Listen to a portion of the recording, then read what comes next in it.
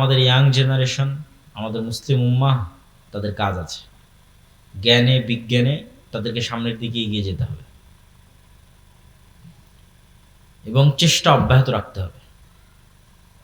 যেই মুহূর্তে মুসলমানদের হাতে মোগল সাম্রাজ্য এবং যেই মুহূর্তে ওসমানী খেলাফত, এই সুলতান মোহাম্মদ আল ফাতেহেরই পরবর্তীতে ওসমানী খেলাফত আরও বৃহৎ আকার ধারণ করে তুরস্ক থেকে, সেই মুহূর্তে ইউরোপ জ্ঞান এবং বিজ্ঞান চর্চা কেবল শুরু করছে। 1800 শতক, 1700 শতক কেবল জ্ঞান বিজ্ঞানের চর্চা শুরু করেছে। নতুন নতুন কামান, গোলা বারুদ, গুলি, ঠিক আছে, এগুলো, তারপরে যুদ্ধ জাহাজ, এগুলো কেবল নতুন নতুন আবিষ্কার করতেছে।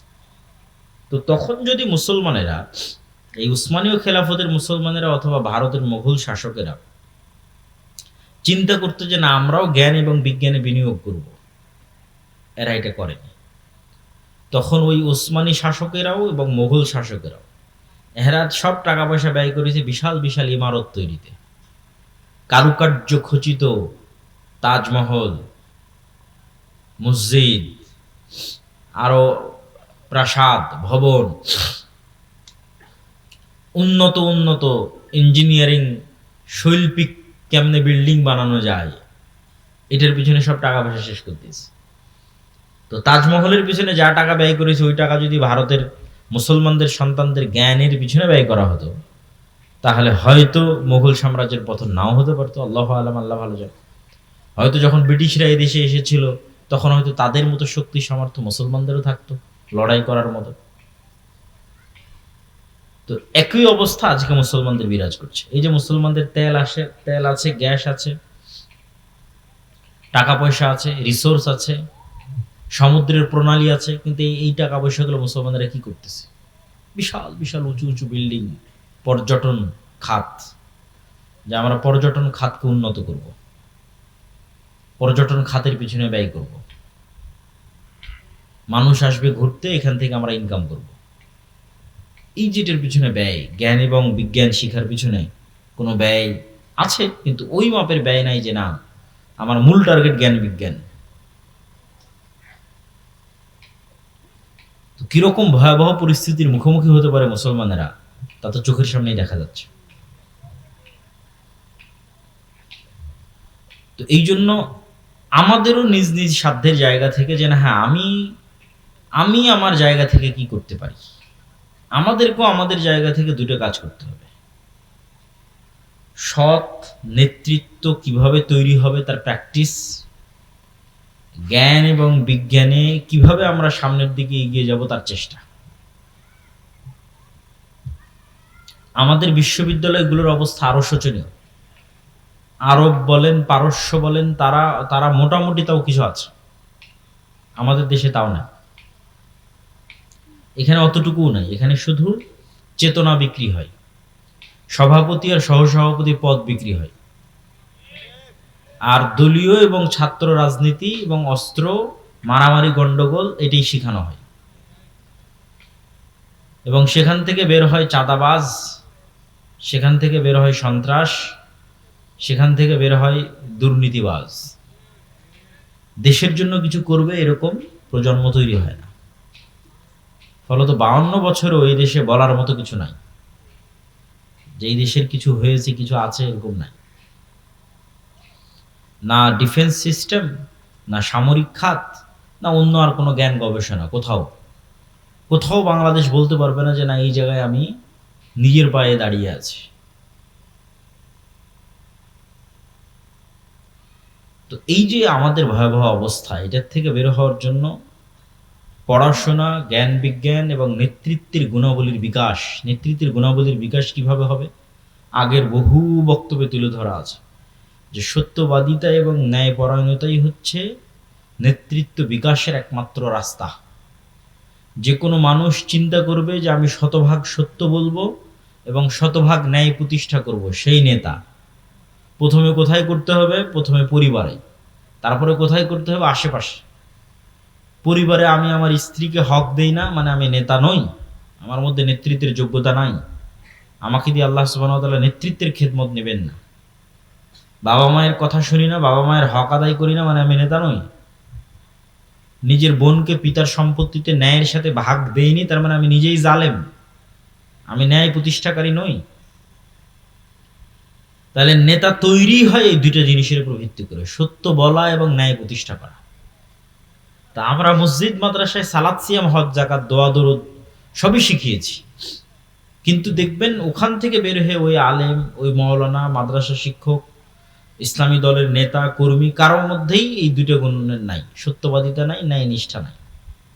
সালাত সিয়াম হজ যাকাত আছে, ফলত সেও আর নেতা হতে পারতেছে না।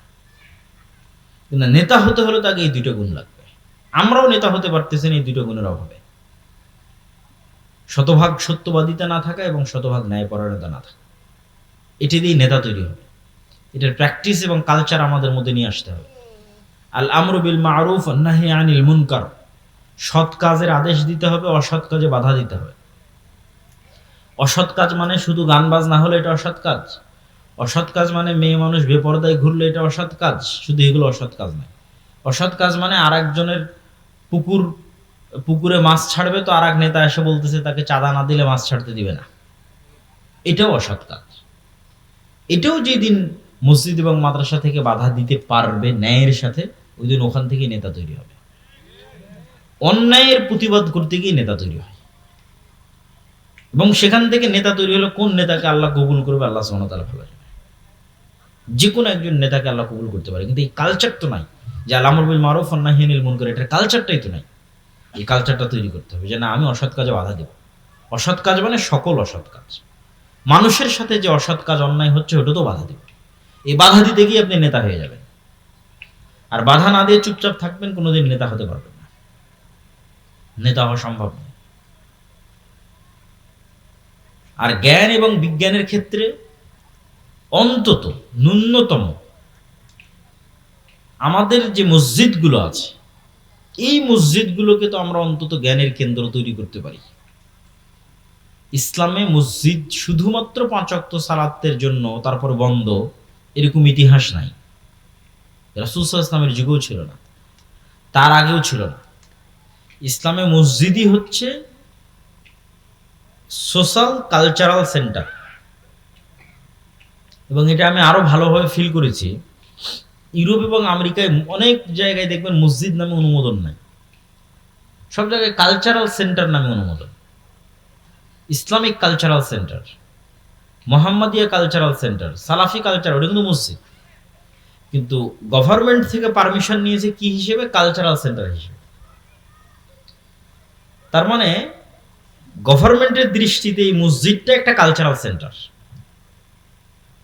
এইটাই ইউরোপ আমেরিকার গভর্নমেন্টের রুলস অনুযায়ী, যে হ্যাঁ এটা একটা কালচারাল সেন্টার, মুসলমানরা তাদের কালচার প্র্যাকটিস করবে কোথায়? মসজিদে, ফলত এটা কালচারাল সেন্টার, কমিউনিটি। কিন্তু আমরাই সেই মসজিদকে বানিয়ে দিয়েছি যে না, এখানে শুধু 5 ওয়াক্ত সালাতের পর এটা অফ হয়ে যাবে, অথবা শুধু লাশ বহনের খাটলি থাকবে, অথবা শুধু ঈদুল ফিতর এবং ঈদুল আজহায় গোস্ত এবং চাউল বন্টন হবে। কিন্তু আসলে হওয়া উচিত ছিল, মসজিদের সবচেয়ে বড় কাজ হওয়া উচিত ছিল যে মসজিদে শিক্ষার ব্যবস্থা থাকবে, জ্ঞান বিতরণের ব্যবস্থা থাকবে। ইসলাম যতটা জ্ঞান ভিত্তিক দিন, আর পৃথিবীতে কোনো দিন এতটা জ্ঞান ভিত্তিক নয়। কোরআন যতটা জ্ঞান ভিত্তিক কিতাব, পৃথিবীতে আর কোনো কিতাব এত জ্ঞান ভিত্তিক নয়। কিন্তু হতভাগা আমরা, যে আমরাই মুসলমান হয়ে কোরআন পড়ে জ্ঞান থেকে দূরে চলে গেছি, জ্ঞান চর্চা থেকে দূরে চলে গেছি। ইসলামী দল বলেন, সংগঠন বলেন, ইয়াং জেনারেশন বলেন, সবাই জালসা করতে পারদর্শী, মিছিল করে লিল্লাহে তাকবীর আল্লাহু আকবার দিতে পারদর্শী, জীবন দিতে পারদর্শী। ভাই আমি আল্লাহর জন্য, আল্লাহর রাস্তায় জীবন দিতে চাই, কিন্তু জ্ঞানী এবং যোগ্য হতে চায় না। আল্লাহর রাস্তায় জীবন দিয়ে দিবে, কিন্তু জ্ঞানী যোগ্য হবে না। আল্লাহর রাস্তায় জীবন তো আগেও দিয়েছ, এখনো দিচ্ছ, পরেও দিবা, কিন্তু জুলাইয়ে জীবন দিয়ে ক্ষমতা কারা নিয়ে গেছে? তোমার উত্তরসূরিরা না। কেন? তোমার উত্তরসূরিরা যোগ্য ছিল না, জ্ঞানী ছিল না। যারা জ্ঞানী এবং যোগ্য ছিল, বামপন্থী, ওরা নিয়ে গেছে। তাহলে জীবন দিয়ে কোনোদিন ক্ষমতা পাওয়া যায় না। তুমি জীবন দিবা, ক্ষমতা আর একজন নিয়ে যাবে। তাহলে তোমাকে ওই যোগ্যতা এবং জ্ঞানের জায়গাগুলোতে ঢুকতে হবে। তোমার মিডিয়া কোথায়? মুসলমানদের পক্ষে কথা বলবে এই মিডিয়া কই? এই মিডিয়ার জন্য তো আর জীবন দেওয়া লাগবে না, এই মিডিয়া তৈরি করার জন্য জ্ঞান এবং যোগ্যতা লাগবে। মুসলমানদের একটা ইংরেজি মিডিয়া থাকবে, আরবি মিডিয়া থাকবে, সেটা কই? এটার জন্য জীবন দেওয়া লাগবে না, এটার জন্য জ্ঞান এবং যোগ্যতা লাগবে। ব্রাকের মতো মুসলমানদের কোনো অর্থনৈতিক প্রতিষ্ঠান নাই, কই? এটার জন্য জীবন দেওয়া লাগবে না, জ্ঞান এবং যোগ্যতা লাগবে। এবং আজকেও যে ফাইটটা হচ্ছে পৃথিবীতে, দেখা যাচ্ছে যে একটা সময় মনে করা হতো যে যার হয়তো শুধু পারমাণবিক অস্ত্র আছে সেই যুদ্ধে জিতবে, এবং এটাই যুদ্ধের একমাত্র লাস্ট রেজাল্ট, এবং যার দেখা যাচ্ছে বিশাল বিশাল বিমান আছে সেই জিতবে। কিন্তু নিকট অতীতে পাকিস্তান এবং ভারতের যুদ্ধে, তারপরে পাকিস্তান আফগানিস্তান, এখন ইরান এবং ইসরায়েল, এই যুদ্ধগুলোতে যে দেখা যাচ্ছে যে না, ন্যূনতম ইউক্রেন এবং রাশিয়ার যুদ্ধ থেকে না আজ পর্যন্ত ড্রোনই সবকিছু। তো জ্ঞান এবং বিজ্ঞানের সাথে যতক্ষণ মুসলমানেরা কানেক্টেড না হচ্ছে, মসজিদকে যতক্ষণ জ্ঞানের মার্কাজ না বানাচ্ছে, এবং জ্ঞান চর্চার যতক্ষণ চেষ্টা না করতেছে, শাইখুল ইসলাম ইবনে তাইমিয়া রাহিমাহুল্লাহ বলেছেন প্রত্যেক মুসলমানের জন্য কোরআন নিজে বুঝতে পারবে এরকম এতটুকু জ্ঞান অর্জন করা ফরজ। আমরা মোটামুটি আছি যে হ্যাঁ কোরআন পড়তে পারি, এরকম আছে অনেকেই। কোরআন পড়তে পারে না এরকমও তো অসংখ্য হাজার হাজার। কিন্তু কোরআন যে নিজে পড়ে বুঝবে এরকম জ্ঞান শুধু মাদ্রাসার ছাত্রদেরই আছে, তাও অনেক অল্প। মাদ্রাসাতেও যারা পড়ে তাদের অনেকে ভালো বোঝে না। অতএব ইবনে তাইমিয়া রাহিমাহুল্লাহ বলছে এটা প্রত্যেক মুসলমানের উপর ফরজ যে সে কোরআন নিজেই বুঝবে, অন্তত আরবিটা বুঝতে পারবে। নাহলে তো পরিবর্তন হবে না। পরিবর্তন হওয়ার জন্যই আল্লাহ কোরআন দিয়েছে, আপনার অন্তরে প্রভাব বিস্তার করার জন্যই আল্লাহ সুবহানাহু ওয়া তাআলা কোরআন দিয়েছে। এটা যদি আপনি যতক্ষণ নিজে ফিল এবং অনুভব না করতে পারবেন, আপনি হেদায়েতের রাস্তা পাবেন না। শেষ জামানায় ইমাম মাহদিদের সময়ে, ঈসা আলাইহিস সালাতু ওয়াস সালামের সময়ে যারা জেরুজালেম বিজয় করবে, ইস্তাম্বুল বিজয় করবে, রোম বিজয় করবে, ভারত বিজয় করবে, এরকম দেশগুলো যারা বিজয় করবে, তারা ওই মানের ইমান কোথায় থেকে সংগ্রহ করবে? নবী তো নাই, মুহাম্মদ সাল্লাল্লাহু আলাইহি ওয়াসাল্লাম তো নাই, সাহাবীরা তো নাই, কিন্তু ওদের ইমান সাহাবীদের মতোই হবে, সাহাবীদের কাছাকাছি হবে। মদিনার সর্বশ্রেষ্ঠ ইমানওয়ালা মানুষগুলো বের হয়ে আসবে। কেমনে তারা ইমানটা তৈরি করবে? কোরআন দিয়ে। কোরআনের সংস্পর্শে তাদের ইমানের লেভেল ওই জায়গায় পৌঁছে যাবে। এই জন্য আমাদের মসজিদগুলোতে মক্তব চালু করা, জ্ঞান শিক্ষার ব্যবস্থা করা, জ্ঞান উপার্জনের ব্যবস্থা করা, জ্ঞানের পিছনে সময় দেওয়া, এগুলো অতীব জরুরি এবং অতীব প্রয়োজনীয়। এবং এই যে যা অর্থ আমরা জালসা সম্মেলনের জন্য ব্যয় করে থাকি, এই অর্থের একটা অংশ যদি আপনি ইমামের বেতন বাড়ানোর জন্য ব্যয় করেন, এই অর্থের একটা অংশ যদি ইমামকে ভালো প্রশিক্ষণ দেওয়ার জন্য ব্যয় করেন, এই অর্থের একটা অংশ যদি ওই ইমামকে প্রশিক্ষণ দিয়ে গ্রামে মক্তবের বাচ্চাদের কেমনে শতভাগ মক্তবে বাচ্চাদের উপস্থিত করানো যায়, তার পুরস্কার প্রতিযোগিতা, ওগুলোর পিছনে ব্যয় করেন, তাহলে আপনার এই জালসা করে যা উপকার হয়েছে তার চেয়ে 10 গুণ 100 গুণ বেশি উপকার হবে। শুধু এই ছোট্ট ছোট্ট পদক্ষেপগুলো, যে না আমার মসজিদের ইমাম হবে খুবই যোগ্যতা সম্পন্ন, ফলত একটা ভালো বেতন দিতে হবে, এই ইমাম সাহেবকে আমি আরো অনেক ট্রেনিং করাতে চাই, ইমাম সাহেবকে আমি মসজিদে মক্তব চালাতে চাই, গ্রামের সব বাচ্চা যেন এই মক্তবে আসে, তার জন্য বিভিন্ন রকমের পুরস্কার, চকলেট ইত্যাদি, সাইকেল ইত্যাদি বিতরণের ব্যবস্থা করতে চাই, যাতে পুরো গ্রামের একটা বাচ্চাও কোরআন এবং দ্বীনের জ্ঞান থেকে দূরে না থাকে। এটা সবচেয়ে স্থায়ী, পার্মানেন্ট এবং দীর্ঘমেয়াদী। কেন এরাই এই মক্তবে যারা পড়তেছে, এরাই তো বিভিন্ন স্কুল কলেজে এই দেশের ডিসি, ওসি, এসপি, মন্ত্রী, মিনিস্টার এই জায়গাগুলোতে যাবে। তো ছোটতে যদি আপনি তাদের শিখিয়ে দিতে পারেন নবীদের জীবনী, সাহাবীদের জীবনী, ইমান, আকীদা, আদর্শ, সত্যবাদিতা, ন্যায়পরায়ণতা, তার কিছু না কিছু প্রভাব থাকবে। এই জন্য আমাদের যে নিজস্ব মক্তবের সিলেবাস আছে, এটা ওইভাবেই তৈরি করা। তালিমউদ্দিন বা আদর্শ শিক্ষা, যেটার উপর আপনারা মক্তব অলিম্পিয়াড দেখলেন এনটিভির পর্দায়, ছোট ছোট বাচ্চাদের নবীদের জীবনী থেকে শুরু করে আদব কায়দা থেকে শুরু করে সবকিছু, এই সিলেবাসের উপর ট্রেনিং দিয়ে আপনাদের আশেপাশের সকল মসজিদে মক্তব চালু করা দরকার। আর এই ট্রেনিংয়ের জন্য যাতায়াত খরচও ফ্রি, এই ট্রেনিংয়ের জন্য থাকা খাওয়াও ফ্রি, এই ট্রেনিংয়ের জন্য সিলেবাসও ফ্রি। মানে বাচ্চারা যে সিলেবাসটা নেবে, বইটা নেবে, এটাও ফ্রি। তো এত কিছু বিনামূল্যে দেওয়ার পরেও যদি এই কাজে আপনারা আগ্রহী না হন, তাহলে এর জবাবদিহিতা তো আল্লাহ সুবহানাহু ওয়া তাআলার দরবারে আপনাদেরকে দিতে হবে। প্রিয় উপস্থিতি, ইয়াং জেনারেশনের উদ্দেশ্যে এবং উপস্থিত সকলের উদ্দেশ্যে, মুসলমানদের এই যে পরিবেশ এবং পরিস্থিতি, এই পরিবেশ এবং পরিস্থিতি সামনে আরো ভয়াবহ হবে। ফিতনা থামার লক্ষণ খুব কম, এবং আমাদেরকে অনেক বড় বিপদ এর মুখোমুখি হতে পারে। দুর্ভিক্ষ যদি দেখা দেয় বাংলাদেশে, আশ্চর্যের কিছু নয়। এরকম পরিস্থিতি যদি আর 2-3 মাস চলে, তেল এবং গ্যাসের সংকট, আর এই সংকট শুধু বাংলাদেশে তা নয়, এই ইন্দোনেশিয়া, মালয়েশিয়া, ফিলিপাইন, থাইল্যান্ড, একই সিনারি। ভারত, পাকিস্তান, এমনকি ইউরোপ, এমনকি আমেরিকা, সব জায়গায় সেম সিনারি। ফলত এটা বিশ্বের অর্থনীতিতে যে প্রভাব আসবে, এই প্রভাব আমাদের দেশে যখন পড়বে, তখন এখানে দুর্ভিক্ষ দেখা দিতে পারে। আপনার তেলের দাম বাড়ার সাথে সাথে সারের দাম বাড়বে, আপনার চাষের খরচ বেড়ে যাবে।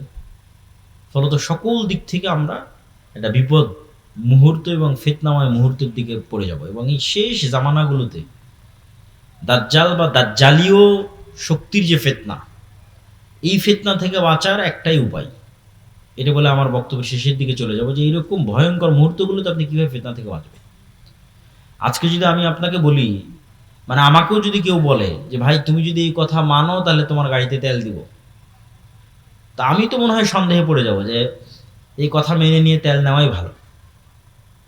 তো এর চাইতে ভয়ঙ্কর ঘটনা তো দাজ্জাল ঘটাবে। এই তেল নয়, দাজ্জাল বলে আকাশ বৃষ্টি বন্ধ করে দেবে, জমিন ফসল বন্ধ করে দিবে। হয় আমাকে রব মানো, নাহলে আকাশের বৃষ্টি বন্ধ, জমিনের ফসল বন্ধ। এখন যদি আপনাকে বলি যে ভাই তুমি এই কাজ না করলে তোমার তেল নাই, তোমার মোটরসাইকেলে তেল নাই, তোমার গাড়িতে তেল নাই, তো সবাই যে ইমান বিক্রি করে দিবে, কয়জন ইমান নিয়ে থাকবে? তো এই ফিতনার সময়গুলো আমাদের ইন্ডিকেট করছে, বুঝাচ্ছে যে আপনি কিভাবে ফিতনা থেকে বেঁচে থাকবেন। ফিতনা থেকে বেঁচে থাকার জন্য দুটো রাস্তা ছাড়া আর কোনো রাস্তা নেই, আমার জানা নাই যে ফিতনার সময় আমরা ফিতনা থেকে বেঁচে থাকবো। এক, পরকালের প্রতি অগাধ আস্থা, যেন আমি পরকালই আছি, পরকাল যেন দেখে নিয়েছি, পরকাল যেন আমি স্বাদ আস্বাদন করে নিয়েছি। আমি যেন মারা গেছিলাম, মৃত্যুবরণ করে জান্নাত জাহান্নাম কবর ঘুরে তারপরে আবার দুনিয়াতে এসেছি। পরকালের প্রতি এই লেভেলের অগাধ আস্থা।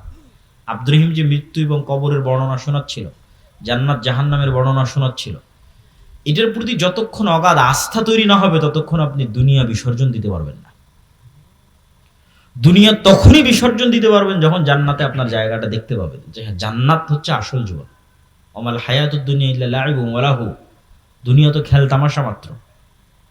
ওমা ইনদাল্লাহ খায়রুম ওয়া বাক, আল্লাহর নিকটে যা আছে ওটাই উত্তম এবং ওটাই চিরস্থায়ী, তত পরকাল। এই পরকাল দেখতে পাওয়ার কারণে আসহাবুল উখদুদের সম্ভব হয়েছিল আগুনে ঢুকে যাওয়া। সূরা বুরুজের মধ্যে আসসামা ইযাতিল বুরুজ আল ইয়াউমিল মাউউদ ওয়া শাহিদু ওয়া মাশহুদ কুতিলা আসহাবুল উখদুদ, যে তাদের বলা হলো হয় ঈমান ছাড়ো না হয় আগুনে ঢোকো। তো ওরা আগুনে ঢুকে গেছে। তো কেমনে সম্ভব যে আপনি আগুনের মধ্যে স্বেচ্ছায় ঢুকে জ্বলে পুড়ে যাবেন? তখনই সম্ভব যখন আপনি আগুনের মধ্যে জান্নাত দেখতে পাবেন, আর ওই আগুন থেকে পিছনে যখন জাহান্নাম দেখতে পাবেন। যে আমি যদি আগুনে না ঢুকি, ঈমান ত্যাগ করি, তাহলে পিছনে আমার বাড়ি ঘরে আসলে জাহান্নামের আগুন অপেক্ষা করছে। এটা যখন আপনি স্বচক্ষে দেখতে পাবেন যে এই সামনে যে আগুন জ্বলতেছে এটা তো জান্নাত, তখন ঢুকে যাবেন।